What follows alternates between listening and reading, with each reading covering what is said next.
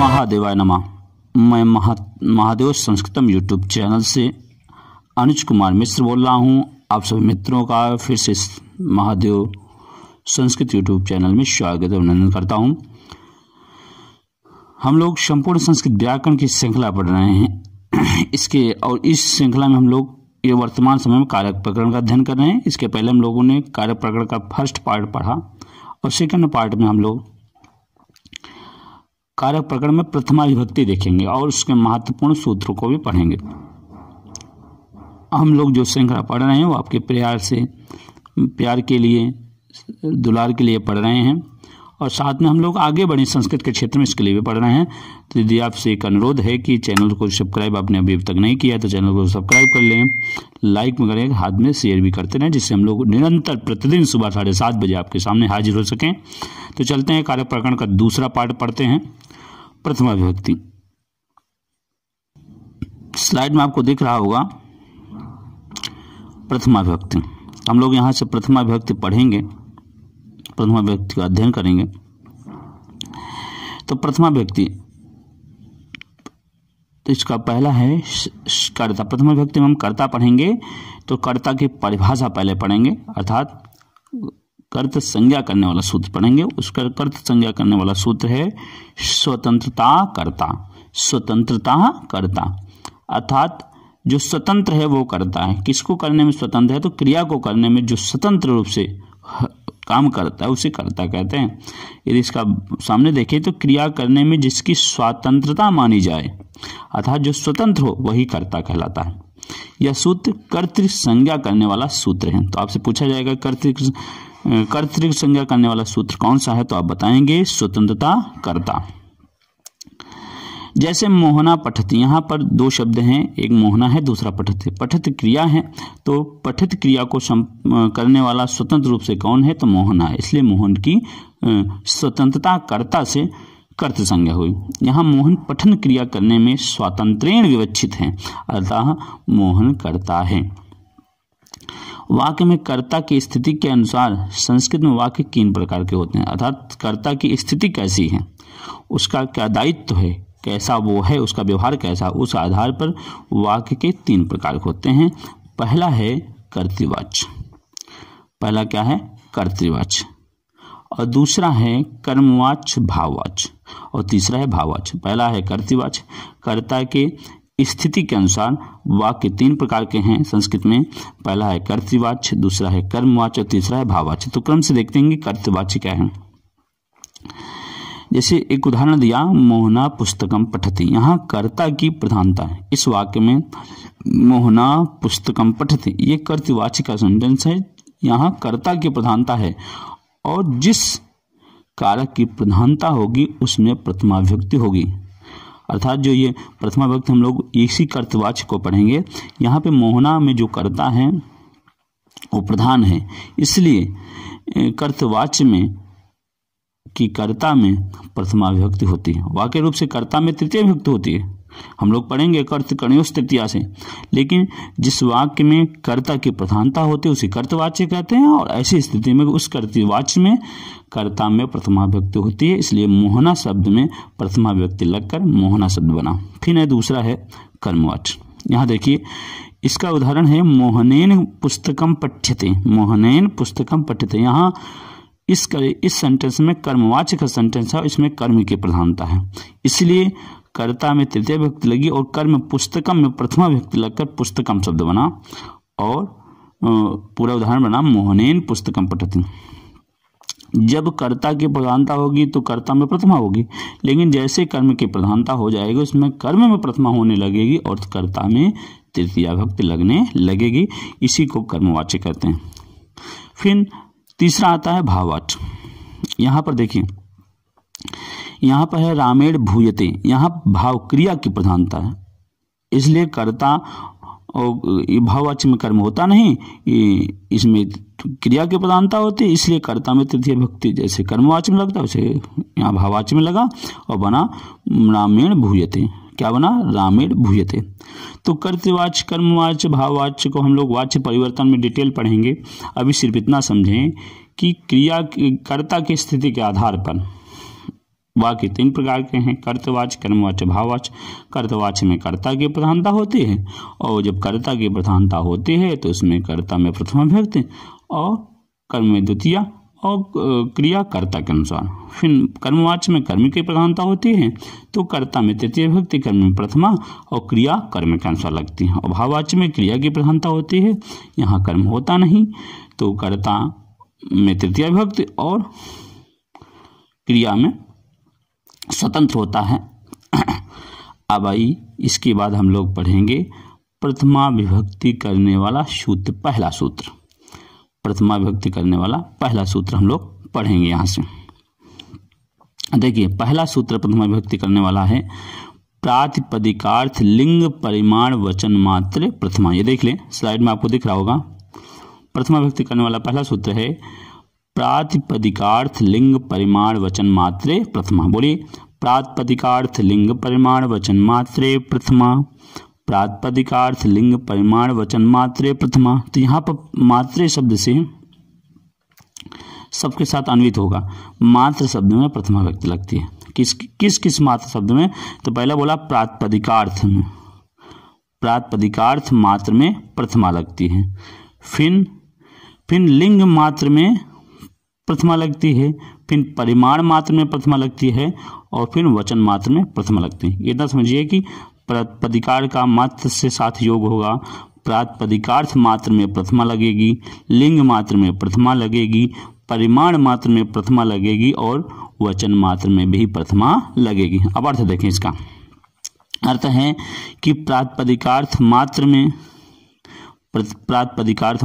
प्रथमा, लिंग मात्र के आधिक्य में प्रथमा, परिमाण मात्र के आधिक्य में प्रथमा और वचन मात्र के आधिक्य में प्रथमा विभक्ति का विधान होता है। इतना समझें कि प्रथमा जो है 4 स्थानों पर लगती है। पहला प्रातिपदिकार्थ मात्र में प्रथमा लगेगी, फिर लिंग मात्र के आधिक्य में प्रथमा लगेगी, फिर परिमाण मात्र के आधिक्य में प्रथमा लगेगी और फिर वचन मात्र के आधिक्य में प्रथमा लगेगी। किसी प्रातिपदिकार्थ के उच्चारण में, अब देखिए प्रातिपदिकार्थ क्या समझ लें, किसी प्रातिपदिकार्थ के उच्चारण में स्वार्थ, द्रव्य, लिंग, संख्या और कारक, इन 5 में जिसका ज्ञान निश्चित रूप से हो उसे प्रातिपदिकार्थ कहते हैं। अब देखिए प्रातिपदिकार्थ समझ लें, कहते हैं किसी प्रातिपदिक के उच्चारण में, अर्थात कोई प्रातिपदिक किसी शब्द का उच्चारण कर रहे हैं तो से स्वार्थ का अर्थ हो, बोध हो या द्रव्य, लिंग, संख्या और कारक, इन 5 में जिसका ज्ञान निश्चित रूप से हो जाए, जिसका ज्ञान निश्चित रूप से हो जाए उसे प्रातिपदिकार्थ कहते हैं। जैसे उच्चैः, जैसे देखिए प्रातिपदिकार्थ में देखिए उच्चैः, निश्चैः, कृष्णाः, श्री और ज्ञानम, ये प्रातिपदिक के उदाहरण हैं। तो ज्यादातर यही मिलते हैं, उच्चैः, निश्चय, कृष्णा, श्री, ज्ञानम। देखिए इसमें उच्चैः से उच्चारण से आपको पता लग जाता है कि ऊंचे की बात हो रही है, निश्चय से नीचे की बात हो रही है, कृष्णा से व्यक्तिगत कृष्ण की बात हो रही है, श्री से लक्ष्मी की बात और ज्ञानम से नपुंसक ज्ञान की बात हो रही है। तो इसका ज्ञान निश्चित रूप से हो गया, इसलिए प्रातिपदिकार्थ है। बाकी जो लिंग थे और संख्या था, इनका तो सूत्र में अलग से आ गया, लिंग मात्रा अधिक्य में, परिमाण मात्रा अधिक्य में, वचन मात्रा अधिक्य में, तो इनका पहले से आ गया। इसलिए प्रातिपदिक में केवल द्रव्य की बात, स्वार्थ और द्रव्य की बात होती है। तो जिस प्रातिपदिक के उच्चारण से स्वार्थ की, द्रव्य की, लिंग की, संख्या और कारक, इन 5 में जिसका ज्ञान निश्चित रूप से हो जाए उसे प्रातिपदिकार्थ कहते हैं। उदाहरण में उच्चैः, निश्चय, कृष्णा, श्री, ज्ञानम, ये है। अब अगला है लिंग मात्रा अधिक्य प्रथमा। इसको समझ लें कि लिंग मात्रा अधिक्य क्या है। लिंग मात्रा अधिक्य ये क्या है, इसको देख लें। देखिए, जिन शब्दों के लिंग निश्चित नहीं होते हैं, जिन शब्दों के लिंग क्या होते हैं, निश्चित नहीं हो हैं, उन शब्दों से लिंग मात्राधिक्य में प्रथमा विभक्ति होती है। अर्थात लिंग का निर्धारण नहीं है, कभी वो पुल्लिंग में भी लगेंगे, स्त्रीलिंग में लगेंगे और कभी नपुंसक लिंग बन जाएंगे, कभी पुल्लिंग बनेंगे, कभी स्त्रीलिंग बनेंगे और कभी नपुंसक लिंग बन जाएंगे। अर्थात उनका लिंग निश्चित नहीं है। तो वो निश्चित है, अगर लिंग निश्चित है तो वो प्रातिपदिक में चले जाएंगे, यदि लिंग निश्चित नहीं है तो वो लिंग मात्राधिक्य के उदाहरण होंगे। जैसे तटः, पुल्लिंग में तट ही किनारा है, पुल्लिंग में तटा बनेगा। पुल्लिंग शब्द में, और स्त्रीलिंग में तटी बनेगा और नपुंसकलिंग में तटम बनेगा। देखिए तटी एक ही शब्द है लेकिन अलग अलग लिंगों में उसका रूप परिवर्तन हो रहा है, लेकिन है शब्द एक ही है। तो ये लिंग मात्राधिक्य का उदाहरण है। यदि लिंग निश्चित हो जाए, जैसे कृष्णा इसका पुल्लिंग निश्चित है, ज्ञानम नपुंसकलिंग इसका भी निश्चित है, तो प्रातिपदिक में चला जाएगा। लेकिन यदि निश्चित नहीं है तो लिंगामाधिक्य का उदाहरण होगा। इसमें प्रथमा विभक्ति लगती है। अब आइए तीसरा, आइए परिमाण मात्र में प्रथमा, परिमाण मात्रा अधिक्य में प्रथमा। इसमें देखिए परिमाण मतलब होता है वजन। परिमाण मतलब क्या होता है? परिमाण मतलब वजन, माप, तौल, मात्रा का बोध कराने के लिए प्रथमा विभक्ति होती है। परिमाण का अर्थ होता है वजन या मात्रा, बताए कितना किलो तेल, कितना किलो चावल, कितना किलो गेहूं, ये परिमाण। या था वजन बताए 1 किलो 2 किलो, हाँ 1 पाव 2 पाव। ये